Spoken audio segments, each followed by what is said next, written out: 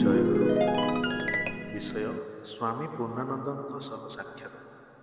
ନଳିନୀକାନ୍ତ କୁମିରାରେ ରହି କାର୍ଯ୍ୟ କରୁଥିବା ସମୟରେ କଲିକତାକୁ କୌଣସି ବଡ଼ ସାଧୁ ଆସିଛନ୍ତି କି ନାହିଁ ସର୍ବଦା ଲକ୍ଷ୍ୟ ରଖିଥାନ୍ତି। ସେହି ସମୟରେ କଲିକତା ସହରରେ ଧର୍ମର ପ୍ରବଳ ବନ୍ୟା ପ୍ରବାହିତ। ବିଜୟକୃଷ୍ଣ ଗୋସ୍ୱାମୀ, ରାମକୃଷ୍ଣ ପରମହଂସ, କେଶବଚନ୍ଦ୍ର ସେନ ଓ ଥିଓସଫିକାଲ ସୋସାଇଟିର ଧର୍ମ ପ୍ରଚାରକଗଣ କଲିକତାରେ ଧର୍ମ ପ୍ରଚାର କରୁଥାନ୍ତି। କିନ୍ତୁ କେହି ତାଙ୍କର ପିପାସା ମେଣ୍ଟାଇ ପାରିଲେ ନାହିଁ। କାରଣ ନଳିନୀକାନ୍ତଙ୍କ ଆକାଂକ୍ଷା ସ୍ୱତନ୍ତ୍ର ଧରଣର। ତେଣୁ ସମସ୍ତେ ବିଦ୍ରୂପାତ୍ମକ କଥା କହି ତାଙ୍କୁ ବିଦାୟ ଦିଅନ୍ତି। ସେ ଦିନେ ଶୁଣିଲେ କଲିକତାକୁ ପୂର୍ଣ୍ଣାନନ୍ଦ ସ୍ୱାମୀ ନାମକ ଜଣେ ପ୍ରଖ୍ୟାତନାମା ସାଧୁ ଆସିଛନ୍ତି। ସାଧୁ ବିଶ୍ୱବିଦ୍ୟାଳୟର ଉଚ୍ଚ ଉପାଧିଧାରୀ। ପୂର୍ବାଶ୍ରମରେ ଡଫ୍ କଲେଜରେ ବିଜ୍ଞାନ ଅଧ୍ୟାପକ ଥିଲେ। ସେ ସନ୍ନ୍ୟାସୀ ହୋଇ ବିନ୍ଧ୍ୟାଚଳରେ ଆଶ୍ରମ କରି ବାସ କରୁଛନ୍ତି ଓ ସିଦ୍ଧପୁରୁଷ ବୋଲି ତାଙ୍କର ବଡ଼ ଖ୍ୟାତି। ନଳିନୀକାନ୍ତଙ୍କର ଧାରଣା ଥିଲା ଯେ ଅକର୍ମା ସବୁ ସନ୍ନ୍ୟାସୀ ହୁଅନ୍ତି। ସେମାନେ ଭଣ୍ଡ, ପାଶ୍ଚାତ୍ୟ ଶିକ୍ଷିତ ବ୍ୟକ୍ତି, ସଚ୍ଚରିତ୍ର ବୋଲି ତାଙ୍କର ଧାରଣା ଥିଲା। କିନ୍ତୁ ସ୍ୱାମୀ ପୂର୍ଣ୍ଣାନନ୍ଦ ତ ଶିକ୍ଷିତ, ଅଥଚ ସନ୍ନ୍ୟାସୀ ହେଲେ କାହିଁକି? କୌତୂହଳର ବଶବର୍ତ୍ତୀ ହୋଇ ସେ ତାଙ୍କୁ ଦେଖିବାକୁ କଲିକତା ଗଲେ। କଲିକତାରେ ସ୍ୱାମୀଜୀଙ୍କ ନିକଟରେ ପହଞ୍ଚି ଦେଖିଲେ ଯେ ବହୁ ଗଣ୍ୟମାନ୍ୟ ବ୍ୟକ୍ତି ତାଙ୍କ ନିକଟରେ ବସିଛନ୍ତି ଓ ଭଗବତ୍ ପ୍ରସଙ୍ଗ ଆଲୋଚନା କରି ତାଙ୍କୁ ଅନାଇ ବସିଛନ୍ତି। କିନ୍ତୁ ନଳିନୀକାନ୍ତଙ୍କ ଯେଉଁ ଉଦ୍ଦେଶ୍ୟ ନେଇ ଆସିଛନ୍ତି ତାହା ସମାଗତ ଭଦ୍ର ବ୍ୟକ୍ତିଙ୍କଠାରେ ସ୍ୱତନ୍ତ୍ର ଧରଣର। କିପରି ଜ୍ଞାନ ଲାଭ ହୁଏ, କିପରି ଭଗବାନଙ୍କ ସନ୍ଧାନ ମିଳେ, ଏସବୁ ନେଇ ସମସ୍ତେ ବ୍ୟସ୍ତ। କିନ୍ତୁ ନଳିନୀକାନ୍ତଙ୍କ ଯେଉଁ ସନ୍ଧାନ ନିମିତ୍ତ ସେ ଆସିଛନ୍ତି ତାହା ସର୍ବସମକ୍ଷରେ ପ୍ରକାଶ କଲେ ବଡ଼ ଲଜ୍ଜାର ବିଷୟ ହେବ। କାରଣ ଏହା ଯେ ବ୍ୟକ୍ତିଗତ ଛୋଟ କଥା। ତେଣୁ ସେ ସ୍ଥିର କଲେ ସାଧୁ ସନ୍ନ୍ୟାସୀଙ୍କର ତ ପରର ଅନୁଭବ ବୁଝିବାର କ୍ଷମତା ଥାଏ। ଏ ଯଦି ପ୍ରକୃତରେ ସାଧୁ ହୋଇଥିବେ ତେବେ ନିଶ୍ଚୟ ତାଙ୍କ ଭାବ ବୁଝିପାରି ତାଙ୍କୁ ନିଶ୍ଚିତ ଡାକିବେ। ସାଧୁ ଯଦି ମନକୁ କିଛି ନ ପଚାରନ୍ତି ତେବେ ସେ କିଛି କହିବେ ନାହିଁ। ଏହି ସଂକଳ୍ପ କରି ସେ ପ୍ରତିଦିନ ଯଥା ସମୟରେ ସ୍ୱାମୀଜୀଙ୍କ ନିକଟରେ ଉପସ୍ଥିତ ହୁଅନ୍ତି। ସମସ୍ତେ ଫେରିବା ପରେ ଫେରି ଆସନ୍ତି। ସମସ୍ତେ ସାଷ୍ଟାଙ୍ଗ ପ୍ରଣାମ କରନ୍ତି, ମାତ୍ର ନଳିନୀକାନ୍ତ ପ୍ରଣାମ କରନ୍ତି ନାହିଁ। ଦିନେ ସ୍ୱାମୀଜୀ ସମାଗତ ଦର୍ଶକ ମଣ୍ଡଳୀଙ୍କ ପ୍ରଶ୍ନର ମୀମାଂସା କରିସାରି କହିଲେ ଯେ ଆଜି ତାଙ୍କର ବିଶେଷ କାର୍ଯ୍ୟ ଅଛି, ସେ ଆଉ ବେଶୀ କଥା କହିପାରିବେ ନାହିଁ। ଏହା ଶୁଣି ଦର୍ଶକ ମଣ୍ଡଳୀ ସେଦିନର ଆଲୋଚନା ବନ୍ଦ କରି ଉଠିବାକୁ ଆରମ୍ଭ କଲେ। ସଙ୍ଗେ ସଙ୍ଗେ ନଳିନୀକାନ୍ତ ମଧ୍ୟ ଉଠିଲେ। ଏହା ଦେଖି ପୂର୍ଣ୍ଣାନନ୍ଦ ସ୍ୱାମୀ ନଳିନୀକାନ୍ତଙ୍କୁ ଲକ୍ଷ୍ୟ କରି କହିଲେ, ତୁମେ ଟିକିଏ ବସ, ତୁମ ସହିତ କଥା ଅଛି। ତୁମ ଘର ତ ନିକଟରେ, ଚଞ୍ଚଳ ଯିବାକୁ ଉଦ୍ୟତ କାହିଁକି? ନଳିନୀକାନ୍ତ ଟିକିଏ ବିସ୍ମିତ ହେଲେ। ଭାବିଲେ ସ୍ୱାମୀଜୀ ଏକଥା କିପରି ଜାଣିଲେ? ନାନା ଚିନ୍ତା ପରେ ସେ ମନରେ ଠିକ୍ କଲେ, ନିଶ୍ଚୟ ଏ ଜଣେ ସାଧୁ ମହାପୁରୁଷ। ନିଶ୍ଚୟ ସେ ତାଙ୍କ କଥା ବୁଝିପାରିଛନ୍ତି। ଅନ୍ୟଥା ସମସ୍ତଙ୍କୁ ଉଠାଇ ଦେଇ ତାଙ୍କୁ ବସିବାକୁ କାହିଁକି କହିଲେ? ସମସ୍ତେ ଚାଲିଯିବା ପରେ ସ୍ୱାମୀଜୀ କହିଲେ, କେତେ ଦିନ ହେବ ତ ତୁମକୁ ଏଠାକୁ ଆସିବାରେ ମୁଁ ଦେଖୁଛି। ତୁମର କ'ଣ କହିବାକୁ ଅଛି ପ୍ରକାଶ କର। ନଳିନୀକାନ୍ତ, ମୋର ଯାହା କହିବାର ଅଛି ତାହା ଜନସାଧାରଣ ଯେଉଁ ସବୁ ଜ୍ଞାତବ୍ୟ ବିଷୟ ନେଇ ସାଧୁମାନଙ୍କ ନିକଟକୁ ଆସନ୍ତି ତାହା ଅପେକ୍ଷା ସ୍ୱତନ୍ତ୍ର ଧରଣର। ପୂର୍ଣ୍ଣାନନ୍ଦ, ନିଃସଙ୍କୋଚ ଭାବରେ ପ୍ରକାଶ କର। ନଳିନୀକାନ୍ତ, ଭଗବାନ କିଏ, କିପରି ତାଙ୍କ ସାକ୍ଷାତ ହେବ ଏସବୁ ମୁଁ ଚାହୁଁନାହିଁ। କାରଣ ଏହା ମୁଁ ବିଶ୍ୱାସ କରେ ବା ନ କରେ, ଭଗବାନ ମୋର ଲକ୍ଷ୍ୟ ନୁହନ୍ତି। ପୂର୍ଣ୍ଣାନନ୍ଦ, ସମସ୍ତଙ୍କର ଯେ ଭଗବାନ ଲକ୍ଷ୍ୟ ହେବେ ତାହାର କୌଣସି ଅର୍ଥ ନାହିଁ। ନଳିନୀକାନ୍ତ, ମୁଁ ଶୁଣିପାରୁଛି ଆପଣ ଭଗବାନଙ୍କୁ ଦେଖାଇ ଦେଉଛନ୍ତି। ଭଗବାନ ତ ବଡ଼ ଜିନିଷ। ମୁଁ ଗୋଟିଏ ସାମାନ୍ୟ ଜିନିଷ ମାଗିବି। ମୁଁ ପରଲୋକ ବିଶ୍ୱାସ କରୁନଥିଲି, କିନ୍ତୁ ମୋର ସ୍ତ୍ରୀ ବିୟୋଗ ପରେ ମୁଁ ତାଙ୍କୁ 3 ଥର ଦର୍ଶନ କରିବାରୁ ପରଲୋକ ସମ୍ବନ୍ଧରେ ମୋର ବିଶ୍ୱାସ ଜନ୍ମିଛି। ମୁଁ ବୁଝୁଛି ମୋର ସ୍ତ୍ରୀ ନିଶ୍ଚୟ ଅଛି। ଏହି ତତ୍ତ୍ୱ ଜାଣିବା ପାଇଁ ମାନ୍ଦ୍ରାଜ ଯାଇ ଥିଓସଫି ସମ୍ପ୍ରଦାୟରେ ମିଶି ପରଲୋକ ସମ୍ବନ୍ଧରେ ଟିକିଏ ଜ୍ଞାନ ଲାଭ କରିଛି। କିନ୍ତୁ ମିଡ଼ିୟମ ମାଧ୍ୟମରେ ପ୍ରେତାତ୍ମାଙ୍କୁ ଅଣାଇ ତୃପ୍ତିବୋଧ କରିପାରିଲି ନାହିଁ। ମିଡ଼ିୟମ ଭିତରେ ପ୍ରତିଥର ଯେ ଆତ୍ମା ଆସିବ ଏହା ମଧ୍ୟ ସମ୍ଭବ ନୁହେଁ। ଏପରି ଅବସ୍ଥାରେ ମୁଁ ମୋର ପରଲୋକଗତା ସ୍ତ୍ରୀଙ୍କ ସହିତ ପ୍ରତ୍ୟକ୍ଷ ବାକ୍ୟାଳାପ କରିବାକୁ ଚାହେଁ।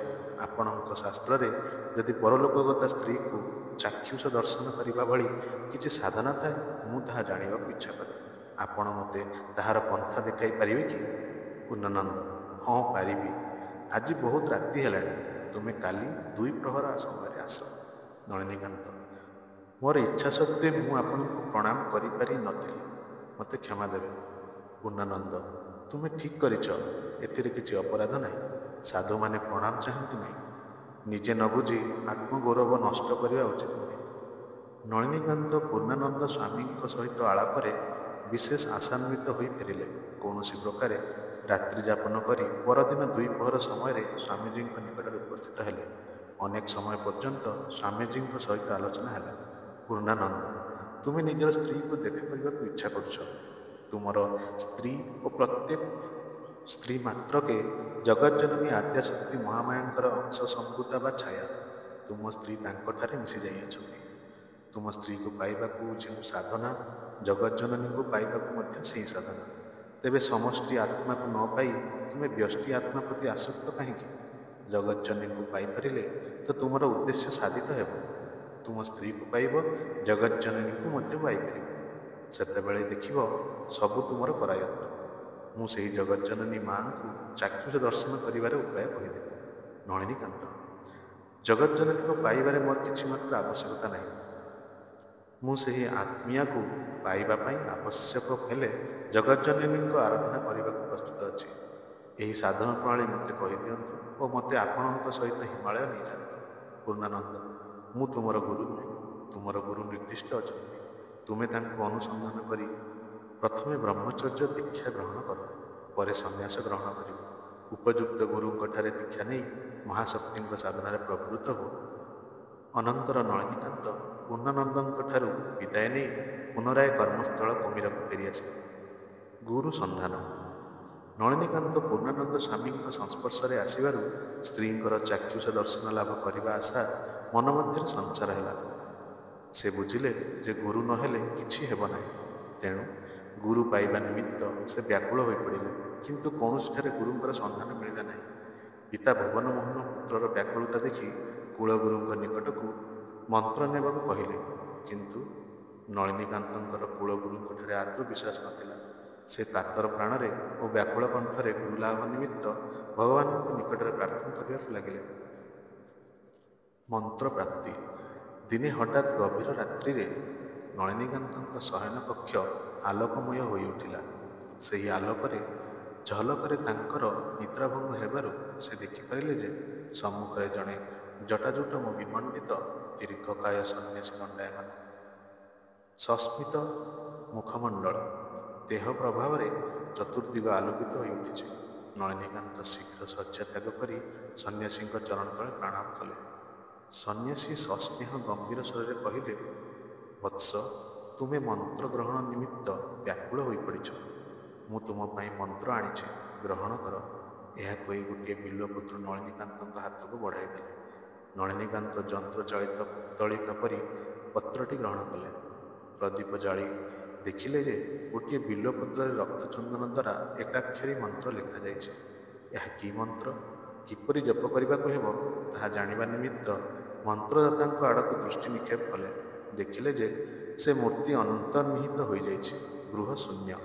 ସେ ପାଗଳ ପରି ଘର ବାହାର ସବୁଆଡ଼ ତନ୍ନ ତନ୍ନ କରି ଖୋଜିଲେ, କିନ୍ତୁ ସନ୍ନ୍ୟାସୀଙ୍କର କୌଣସି ସନ୍ଧାନ ପାଇଲେ ନାହିଁ। ଦୁଃଖରେ ଅଧୀର ହୋଇ ତତ୍ପରେ ସେ ବାଳକ ପରି କ୍ରନ୍ଦନ କରିବାକୁ ଲାଗିଲେ। ହାୟ, ମୁଁ କ'ଣ କଲି? କାହିଁକି ବା ପ୍ରଦୀପ ଜାଳିବାକୁ ଗଲି? ପ୍ରଦୀପ ନ ଜାଳି ତାଙ୍କୁ ପଚାରିଥିଲେ କ'ଣ ହୋଇନଥାନ୍ତା? ଏପରି ଅନୁତାପରେ ରଜନୀ ଅତିବାହିତ ହୋଇଗଲା। ନଳିନୀକାନ୍ତ ମନେ ମନେ ଭାବିଲେ, ଏହା କ'ଣ ସ୍ୱପ୍ନ? ନା, ସ୍ୱପ୍ନରେ ବିଲ୍ୱପତ୍ର ଆସିବ ବା କୁଆଡ଼େ? ନଳିନୀକାନ୍ତ ବଡ଼ ସନ୍ଦେହରେ ପଡ଼ିଲେ। ମନ୍ତ୍ର ତଥ୍ୟାନୁସନ୍ଧାନ। ପୂର୍ବବର୍ଣ୍ଣିତ ଘଟଣାକୁ ସ୍ୱପ୍ନ ବୋଲି ସେ ଆଦୌ ବିଶ୍ୱାସ କରିପାରିଲେ ନାହିଁ।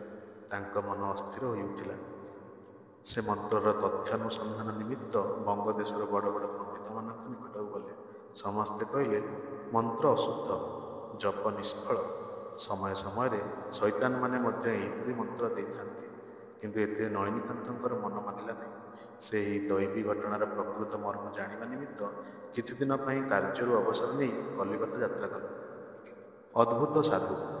କଲିକତା ଆସି ପ୍ରଥମେ ବେଲୁର ମଠ ଓ ପରେ ଚଟ୍ଟଗ୍ରାମ ଅନ୍ତର୍ଗତ ଜଗତସିର ପୂର୍ଣ୍ଣାନନ୍ଦ ସ୍ୱାମୀଙ୍କ ନିକଟକୁ ଗମନ କଲେ। କିନ୍ତୁ କୌଣସିଠାରେ ତାଙ୍କର ପ୍ରାଣର ପିପାସା ମେଣ୍ଟିଲା ନାହିଁ। ଦିନେ ସେ ଶୁଣିଲେ ଯେ ବାରାକପୁର ନିକଟସ୍ଥ ଚାଣକ ନାମକ ଗ୍ରାମକୁ ଜଣେ ସାଧୁ ଆସିଛନ୍ତି। ନଳିନୀକାନ୍ତ କାଳ ବିଳମ୍ବ ନ କରି ତାଙ୍କ ସହିତ ସାକ୍ଷାତ କରିବାକୁ ଗଲେ। ସେଠାରେ ଯାହା ଦେଖିଲେ ସେଥିରେ ତାଙ୍କର ବିସ୍ମୟର ସୀମା ରହିଲା ନାହିଁ। ଗୋଟିଏ ଗଛ ମୂଳରେ ସାଧୁଜୀ ଆସନ ଜମାଇ ବସିଛନ୍ତି। ମୁଖମଣ୍ଡଳ ପ୍ରସନ୍ନ ଓ ଗମ୍ଭୀର, ଶରୀର ବଳିଷ୍ଠ ଓ ତେଜପୂର୍ଣ୍ଣ, ଦେହର କାନ୍ତି ବିଶୁଦ୍ଧ ହିଙ୍ଗୁଳ ସଦୃଶ। ସାଧୁଙ୍କ ସେବାରେ କେତେଗୁଡ଼ିଏ ଯୁବତୀ ସ୍ତ୍ରୀ ବ୍ୟସ୍ତ ଥିବାରୁ ନଳିନୀକାନ୍ତ ଦେଖିପାରିଲେ। ସେମାନଙ୍କ ମଧ୍ୟରୁ କିଏ ଭିକ୍ଷା କରି ଆଣୁଛି ତ କିଏ ରନ୍ଧନ କାର୍ଯ୍ୟରେ ଲାଗିଛି, କିଏ ବା ସାଧୁଙ୍କ ଅଙ୍ଗରେ ତୈଳ ମାର୍ଦ୍ଦନ କରୁଛି।